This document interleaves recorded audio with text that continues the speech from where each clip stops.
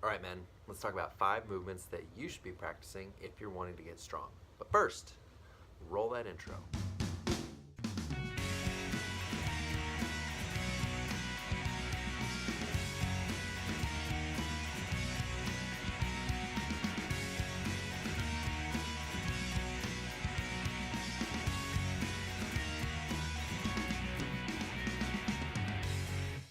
Now, something to keep in mind as we go through these 5 movements is that you shouldn't be paying so much attention to how much weight you're moving, nearly as much as you should be paying attention to how well you're controlling that weight.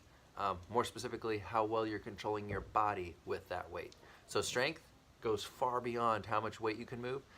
Strength is rooted in how well you can control your body with that weight. You need to practice with control and intent behind each rep. It's okay if it's not very heavy, as long as that rep looks nice and crisp. But anyways, let's get on with these 5 movements. The first one I want to show you is the hinge. The hinge is hip dominant. Think deadlift, kettlebell swing. Those are hinges. Hinges work all that stuff on the back side of your body, like your glutes, your hamstrings, all the muscles along your spine, your upper back, all that stuff on the backside that usually doesn't show up in the mirror, so we don't really think about working it too much. That's the stuff that is going to be helping you drive those hinge motions. To think really simply about the hinge, just think that your butt goes back and the butt goes forward. Butt back, butt forward. Keep the weight as close to your body as you can.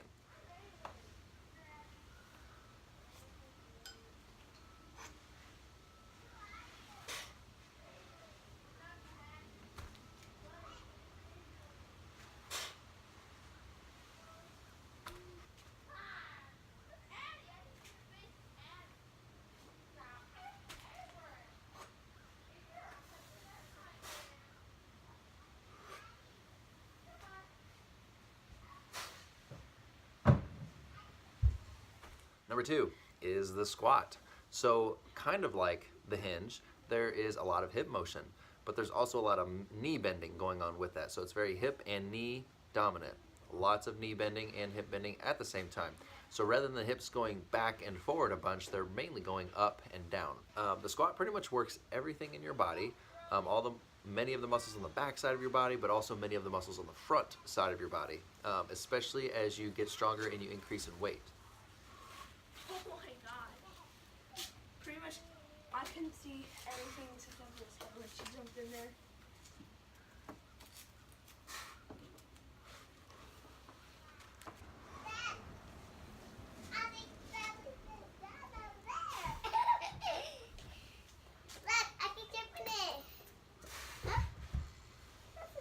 And number 3, the carry. Simply put, you pick something heavy up and you walk with it. You can walk forward, you can walk backwards, you can side shuffle, whatever you want. You just have to pick something up heavy and you have to carry it. I generally practice the hinge and the squat before I start practicing a carry, because you have to be able to pick up whatever it is that you're carrying effectively and with good strength as well. The carry works a lot of core, think trunk, because many times the weight that you're holding is on one side of your body or just in an awkward position. So your core muscles have to help keep your trunk and your spine as lined up as possible while you're doing that, while you're walking.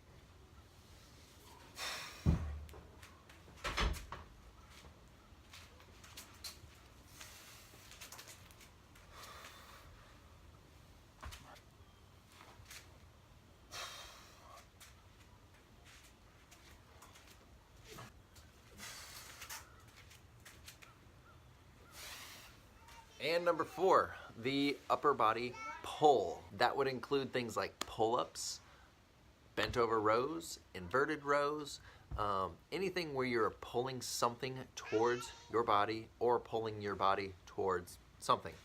And this works all the pulling muscles of your upper body, like the biceps and the lats and everything around the upper back.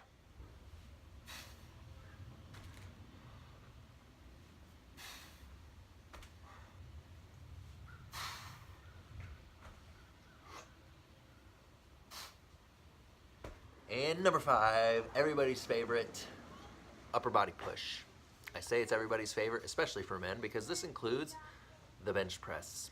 The bench press, the push-up, and the overhead press are great examples of upper body pushes. You're pushing something away from your body or you're pushing your body away from something. I mean, I'll admit, I love upper body pushes. They work all like the sexy chest muscles and shoulder muscles and all that stuff that shows up in the mirror. And it really is a good way to build a lot of strength in the upper body.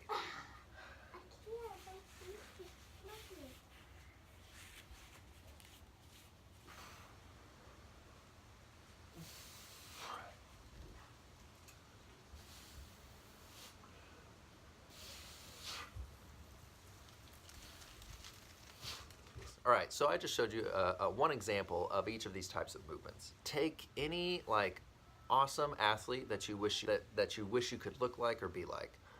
All those super ripped CrossFit athletes, all of those amazing strongmen, all of those guys who perform really well and just look really good.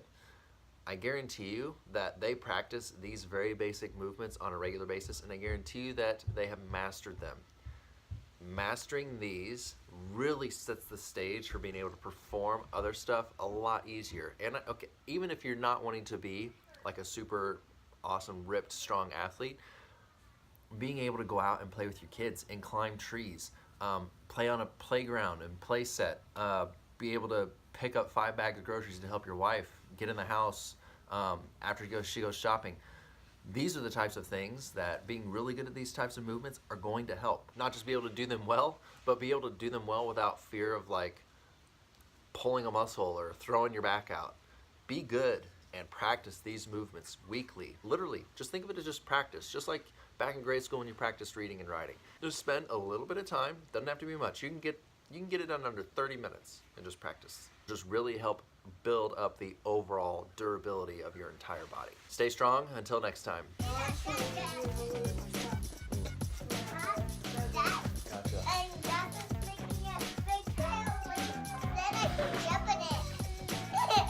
Yeah, that'll be fun.